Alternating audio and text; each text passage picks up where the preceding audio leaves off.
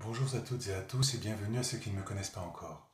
Aujourd'hui, j'avais envie de prendre quelques minutes pour partager avec vous l'intégration native de l'IA dans l'éditeur de solutions no-code Zilio. Donc voilà, j'ai un peu répertorié ce qui était en natif. Vous avez la génération de texte, la synthèse vocale, la génération d'images et la transcription audio. Je les ai scindés parce que je pense qu'il serait intéressant de faire un premier cas de figure sur ces deux premiers, génération de texte et synthèse vocale, et nous verrons en fonction de temps qu'il nous reste. Il faut savoir que ça se gère avec des modules d'OpenAI, mais vous pourrez toujours faire des appels API REST vers Mistral ou toute autre IA que vous souhaitez. Allons dans Zilio Studio. Je ne vais pas faire une démonstration entière de toute l'utilisation de Zilio. Il faut juste voir que dans les paramètres, j'ai bien OpenAI qui est actif. Donc je peux m'en servir. Donc l'idée, ça serait de commencer de mémoire avec un champ saisie de texte. Et on va l'appeler saisie, on va dire saisie question. Et ce serait du multiligne. Donc vous voyez, donc là je pose la question. Après, l'idée ce serait d'avoir, au niveau d'un composant, un séparateur. Et après, je veux avoir la réponse. Texte avec libellé. Hop. Et on va le mettre là. Le séparateur, on va le rendre visible. Libellé, on va dire réponse de l'IA. Voilà. Est-ce que j'ai besoin d'autre chose ici? Pas pour l'instant. Donc voilà, donc là je peux saisir la question, j'aurai la réponse ici. Mais pour activer la recherche par l'IA, il faut lancer une action. Et pour lancer une action dans Zilio, il faut avoir un bouton. Donc ici j'ai mon bouton, je le mets ici, et on va dire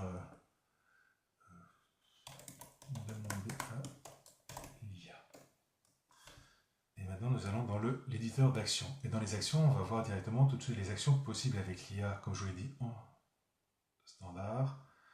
Et elles sont ici, avec OpenAI. Générer du texte, générer une image, synthèse vocale ou transcription audio.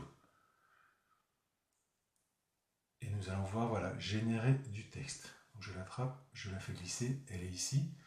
Donc, écrire dans, on va dire, réponse AI, ça veut dire que la réponse à la question va arriver ici. Le modèle, c'est pas très important pour mon test. Non token maximum. Et en entrée, on va chercher la variable qui est saisie question. Comme ça, la question, l'IA va réfléchir et va mettre la réponse dans réponse AI. Et donc ici, dans la restitution, cette fois-ci, je vais avoir du texte, je vais chercher une variable où je vais aller chercher ma réponse qui va être la réponse AI. Je ne sais pas si tout le monde a suivi. Je pose la question, ça va être envoyé à l'IA par ici, ça va être retranscrit ici. Donc si je fais une simulation, par exemple, qui est Descartes. Et donc là, la question est envoyée à l'IA et va revenir ici. René Descartes est un philosophe mathématicien, Descartes également. Donc là, la première partie est faite, donc génération de texte. Maintenant, j'aimerais bien avoir une synthèse vocale. Ce qui fait que tout ce qui est ici en restitution, je me dis, ça pourrait être intéressant aussi. Je suis dans certains cas de figure où j'ai pas accès à mon téléphone directement, ou je n'ai pas envie de le lire, je vais avoir directement la réponse en vocal. Donc cette fois-ci, je vais mettre un retour qui va être audio. Pour l'instant, je le mets comme ceci, je le mets ici, et on ne va pas le mettre en lecture automatique. Et je retourne dans mes actions, et cette fois-ci, je vais rajouter une action supplémentaire qui va être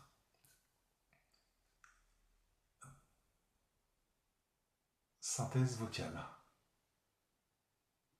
Donc, c'est-à-dire qu'en synthèse vocale, on va l'écrire dans synthèse vocale à écouter. Et on va prendre la voix de qui déjà? C'est vraiment pour l'exemple, je ne sais plus quelles sont les bonnes voix utilisées. Et on va prendre en variable cette fois-ci la réponse de l'IA, et on va cette fois-ci l'écrire en synthèse vocale. Et c'est-à-dire qu'ici, par contre, il faut rattacher justement ce qui a été produit. Et à la place de l'URL, on va chercher la variable et on va voir synthèse vocale à écouter. Vous voyez, c'est pas plus compliqué que cela. Cette fois-ci, je vais dire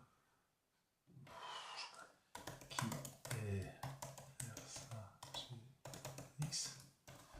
Demander à l'IA. Donc là, il va me faire une réponse écrite. Et normalement, voilà, il continue à réfléchir parce que j'ai la réponse vocale qui va apparaître ici. Mais je ne l'ai pas mis en autoplay. Vercingétorix est un chef gaulois du peuple des Arvernes. Et si j'écoute ici, est-ce que vous l'entendrez vous aussi? Vercingétorix était un chef gaulois du peuple des Arvernes, connu pour avoir unifié plusieurs tribus gauloises contre l'invasion. Vous voyez, en 5 minutes, j'ai déjà réussi à faire la génération de texte, la synthèse vocale. Donc vous imaginez aussi la génération d'images, pourquoi pas pour vous, pour vos blogs, pour l'envoyer sur LinkedIn. C'est un cas de figure comme un autre. J'ai eu aussi affaire à un client qui était médecin et qui voulait justement toujours avoir la transcription vocale pour aider ses utilisateurs, par exemple. Et voilà, je pense qu'il est intéressant de voir aussi ce dernier cas de figure qui va être la transcription audio. Donc, pour ceux qui ont suivi, j'ai parlé d'un médecin qui voulait la transcription vocale, mais il y avait aussi la transcription audio. C'est-à-dire qu'il y a des personnes qui ne sont pas capables, qui n'ont pas des compétences, qui ne savent pas forcément taper à l'ordinateur, donc voilà, ou qui ont des difficultés de le faire. Donc, au lieu d'avoir un champ texte, on pourrait avoir un champ synthèse vocale. C'est-à-dire qu'en amont, je retourne ici, et je vais rajouter un composant, cette fois-ci, capture audio. Donc je vais même supprimer celui-ci, et on va l'appeler capture audio. Donc, voilà. On va partir sur du neuf, composant bouton,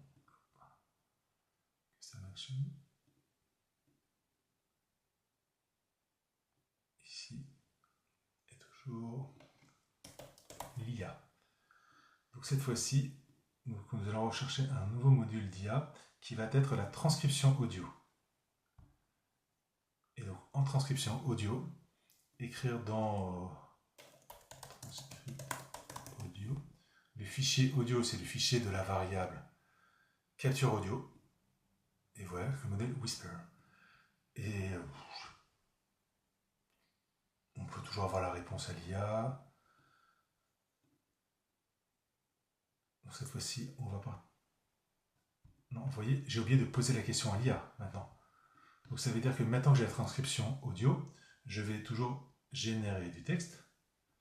Et donc cette fois-ci, donc question IA2, toujours avec les 4.0. Et l'entrée, cette fois-ci, on va prendre le transcript audio. Et voilà. Et une fois que nous l'avons ici, nous n'avons pas besoin d'aller plus loin.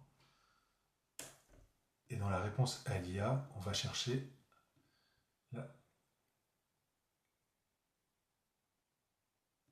question IA2. Normalement, ça devrait fonctionner. Donc je vais en mode simulation. Qui est Vercingétorix?